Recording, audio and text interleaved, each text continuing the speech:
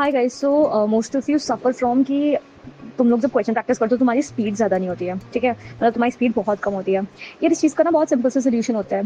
देखो यार, स्पीड तुम्हारी इंक्रीज कैसे होगी। देखो, जल्दीबाजी में सवाल सॉल्व करने का मतलब स्पीड इंक्रीज करना नहीं होता है, ठीक है। या फिर तुम जल्दी जल्दी करो, इसका मतलब स्पीड स्पीड से नहीं होता है। स्पीड को इंक्रीज करने से मतलब होता है कि तुम क्वेश्चन को जल्दी रीड करो, जल्दी क्वेश्चन को समझो, और फिर तुम आंसर तक कैसे पहुंचते हो। इस एल्गोरिथम को तुम जितना ज़्यादा कम टाइम में करो, उसको स्पीड इंक्रीज करना कहते हैं, ठीक है। सो अब ये सुनो कि ये कैसे हमारा पॉसिबल है। सिर्फ क्वेश्चन को जल्दी रीड करने से तो ये पॉसिबल है नहीं, क्योंकि अगर तुम क्वेश्चन को जल्दी रीड करके सॉल्व करने की कोशिश करोगे, आधी अधूरी इन्फॉर्मेशन तुम्हारे पास होगी क्वेश्चन की, और फिर उससे तुम्हारे आंसर में गलती होने के चांसेस बहुत ज़्यादा हैं, तो सिली मिस्टेक्स होंगी, ठीक है। स्पीड को इंक्रीज करना है तो सिंपल है, तुम्हें ये पावर को इंक्रीज करना होगा, क्वेश्चन को समझने की पावर को, ठीक है। क्वेश्चन को समझना मतलब कि कॉम्प्रीहेंशन ऑफ द क्वेश्चन, ठीक है। जैसे हम लोग बचपन में जब भी हमारा इंग्लिश लैंग्वेज का एग्जाम होता था, तो हम लोग ना हमेशा कॉम्प्रीहेंशन रीडिंग करते थे, कॉम्प्रीहेंशन के बेसिस पे हम लोग सवाल लगाते थे।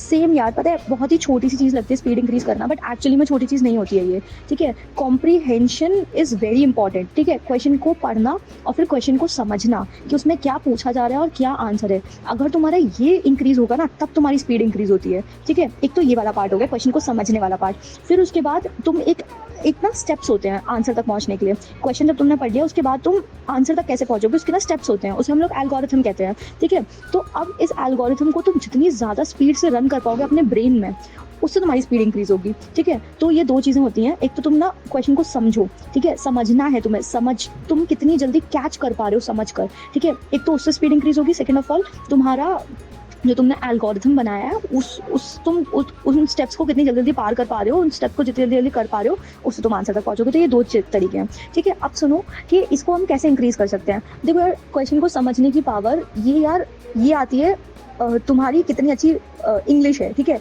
इंग्लिश इन द सेंस कि नॉर्मल में इंग्लिश की बात ही करी, इन द सेंस कि क्वेश्चन तुम कितने ज़्यादा बार प्रैक्टिस किए हो, तभी तो तुम क्वेश्चन को समझने की पावर रख पाओगे, ठीक है। जैसे होता है ना कि हम लोग उसी सेम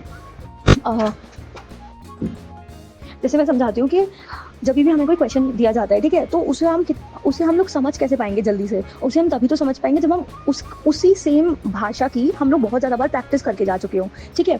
इसलिए क्वेश्चन प्रैक्टिस करना, एक वाइड वैरायटी के क्वेश्चन प्रैक्टिस करना बहुत इंपॉर्टेंट रोल प्ले करता है तुम्हारी स्पीड में, इस तरीके से, ठीक है। क्योंकि तुम जब बहुत सारे क्वेश्चन करते हो, तो तुम ना कैच करने लग जाते हो कुछ वर्ड्स, ठीक है। तुम ना जब उन वर्ड्स को कैच करने लग जाते हो ना कि ये वो सर्टेन की वर्ड्स हैं जहाँ से तुम्हारा आंसर आएगा, जब तुम ये करने लग जाओ ना क्वेश्चन में, समझ लेना तुम अपने ड्रीम कॉलेज के बहुत पास होते जा रहे हो, ठीक है। और इन क्वेश्चंस को ही जब तुम कैच कर लो क्वेश्चन में, ठीक है, उनको वहीं की वहीं अंडरलाइन करते जाओगे, ठीक है। और फिर इन्हीं वर्ड्स के बाद तुम्हें वो जो स्टेप्स तुमने अपने दिमाग में बनाए हैं, ठीक है, उनके थ्रू तुम आंसर तक पहुंचोगे, ठीक है। तो सबसे पहले हमने कॉम्प्रिहेंशन वाला पार्ट समझा कि हमें एक्चुअली में बहुत ज़्यादा क्वेश्चन प्रैक्टिस करनी है, जिससे कि हम ना क्वेश्चन की लैंग्वेज को कैच करना सीख लें, ठीक है, कि क्वेश्चन एक्चुअली में क्या कहना चाह रहा है। क्योंकि कभी कभी होता है कि ना क्वेश्चन की इंग्लिश कुछ और ही होती है, बट एक्चुअली में क्वेश्चन ना तुमसे कुछ चाह रहा होता है, मतलब जैसे कि एग्जामिनर पॉइंट ऑफ व्यू से, ठीक है, कि मतलब कि इस टाइप के कॉन्सेप्ट में ये वाला टाइप का क्वेश्चन पूछा जाता है। जब तुम ये समझने लग जाओ ना, समझ लेना कि यार तुम बहुत करीब आ गए हो अपने सिलेक्शन के, ठीक है। एक होता है तुम्हारा वो एल्गोरिथम और स्टेप्स, वो कैसे बनते हैं, ठीक है, जिससे कि तुम अपने दिमाग में से तेज रन कर पाओ। देखो, इसका भी सिंपल सा सॉल्यूशन है, तुम्हारा क्वेश्चन प्रैक्टिस। क्यों? अब देखो, तुम थ्योरी पढ़ रहे हो, ठीक है, इसमें भी एक्चुअली में थ्योरी ही है कि थ्योरी के कौन कौन से पॉइंट्स हम सोचें जिससे तुम आंसर तक पहुंचो। बट थ्योरी के कौन से पॉइंट्स तुम्हें सोचने हैं, वो तो तुम्हें तभी पता चलेंगे ना जब तुम सवाल लगाओगे, ठीक है। अब जैसे कि मैं कोई एग्जांपल देती हूँ, सपोज कि ना फ्रिक्शन के सवाल आते थे, बहुत सारे अलग अलग सिचुएशन बेस्ड सवाल आते हैं फ्रिक्शन के, ठीक है।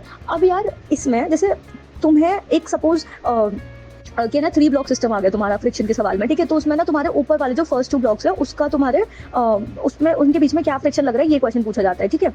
तो अब तुम इस टाइप के क्वेश्चन से तुम आंसर तक कैसे पहुंचोगे। सबसे पहले तो जब तुम बहुत ज़्यादा क्प्रैक्टिस करते हो ना, तो तुम्हें क्वेश्चन की ना लैंग्वेज कैच करनी आ जाएगी कि है ना, अच्छा ठीक है, इस टाइप के क्वेश्चंस में, इस टाइप के सवालों में, ये वाले कॉन्सेप्ट में ये वाले टाइप का सवाल होता है, और ये वाले वो जो वर्ड्स हैं जहाँ के आंसर तक पहुंचेंगे, ठीक है।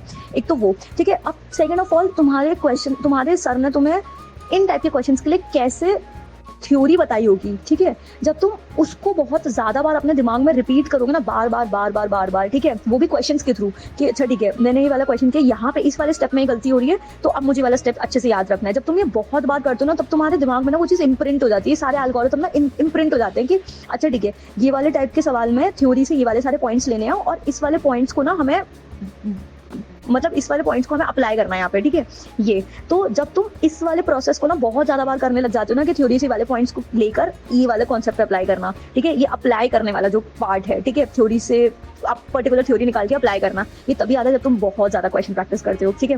अब यार इतना डेप्थ में समझने की कोई ज़रूरत नहीं थी, ठीक है, मैंने कुछ ज़्यादा एकदम फंडामेंटल होकर तुम्हें समझाया, बट मैं इसलिए समझाती हूँ क्योंकि यार मैं भी कभी इसी स्टेज पर थी और मैंने भी ये बहुत अच्छे से समझा था कभी, ठीक है, कि एक्चुअली में स्पीड का मतलब क्या है, कि हम स्पीड कैसे बढ़ाएं। एंड यू वोंट बिलीव यार, जब से मैंने ये चीज़ समझी ना, मैं ना हमेशा ना रूट कॉज पे जाने लग गई हर चीज़ के, ठीक है, कि एक्चुअली में क्वेश्चन मुझसे चाह क्या रहा है, ठीक है, वो क्वेश्चन मुझसे चाह क्या रहा है, थोड़ा एग्जामिनर पॉइंट ऑफ व्यू से सोचो, ठीक है, और फिर उसके बाद मैं उस पर कैसे अपनी मास्टरी कर सकती हूँ। और पता है मैंने अपने जब मेरा नीट का एग्जाम था, मैंने लिटरली यार 15-20 मिनट में मेरा फर्स्ट राउंड कंप्लीट हो गया था बायोलॉजी का।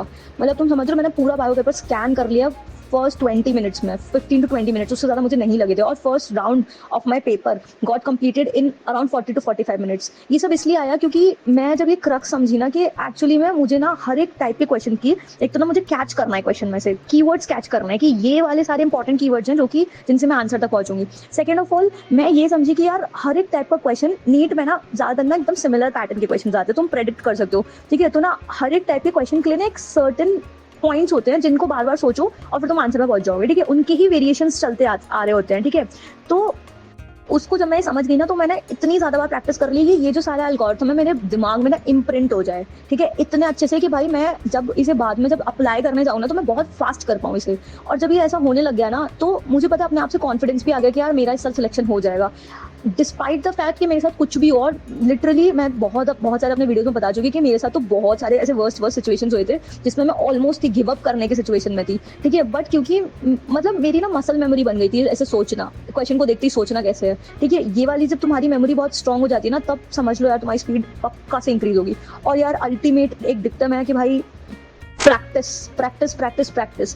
थ्योरी पढ़ने से कुछ नहीं होगा, कुछ भी नहीं होगा लिटरली, अगर तुम थ्योरी को अप्लाई ही करना नहीं सीखे, ठीक है। अप्लाई करना सीख भी गए तो क्या फ़ायदा अगर तुम टाइम पर क्वेश्चन नहीं कर पाए। और अगर तुम टाइम पर सारे क्वेश्चंस कर लिए एकदम टाइम पर, मतलब 180 क्वेश्चन 180 मिनट में, तो तुम OMR नहीं भर पाए तो कोई फायदा नहीं। इसलिए स्पीड का होना बहुत ज़रूरी है, जिससे कि तुम एक्चुअली में जिस क्वेश्चन को ज़्यादा टाइम चाहिए उस क्वेश्चन को ज़्यादा टाइम दे पाओ, और जिनको कम टाइम चाहिए तुम उसे स्पीडली कर पाओ। इसलिए स्पीड का होना बहुत बहुत बहुत ज़रूरी है, ठीक है, राइट। तो मैं बस ये समझाना चाह रही थी, बहुत बड़ा वॉइस नोट हो गया, बट यार अगर तुम इस तरीके से अपने स्पीड को देखोगे ना, तो पक्का रिजल्ट्स मिलेंगे, ठीक है। इस तरीके से समझ के अगर तुम क्वेश्चन को अप्रोच करोगे, और यार अल्टीमेट ये है, तुम जितने ज़्यादा सवाल लगाते हो ना, जितने ज़्यादा लिटरल जितने ज़्यादा तुम उतने ज़्यादा एफिशिएंट होते जाते हो हर चीज़ में, ठीक है। तुम्हारी सिली मिस्टेक्स कम होती हैं, तुम्हारी स्पीड बढ़ती है, तुम्हारी एक्यूरेसी इंक्रीज होती है, तो जो भी तुम्हारे पेपर में तुम्हें चाहिए ना, वो सब इंक्रीज होता है तुम्हारे पेपर लगाने से। और पता है मैं लास्ट के जब मैंने 4-5 महीने अपनी तैयारी की थी, 3-4 महीने थी एक्चुअली में, मई से लेकर सितंबर में मेरा एग्जाम था, मैंने लिटरल भाई एक पूरा बोरा भर के क्वेश्चन पेपर सॉल्व किए थे। तो और ये सिर्फ मैं नहीं हूँ यार, मतलब मैं सिर्फ अपना बोलती हूँ, but it is not only me, मतलब मैं अपने बैच में किसी से भी पूछ लूँ ना, सब यही बोलते हैं भाई प्रैक्टिस प्रैक्टिस प्रैक्टिस प्रैक्टिस करो। थ्योरी से होगा बट इतना नहीं होगा, थ्योरी भी तभी होगा जब तुम उसे अप्लाई करना सीखोगे। So yeah this is what I want to tell you all. So yeah, keep working hard and keep practicing questions.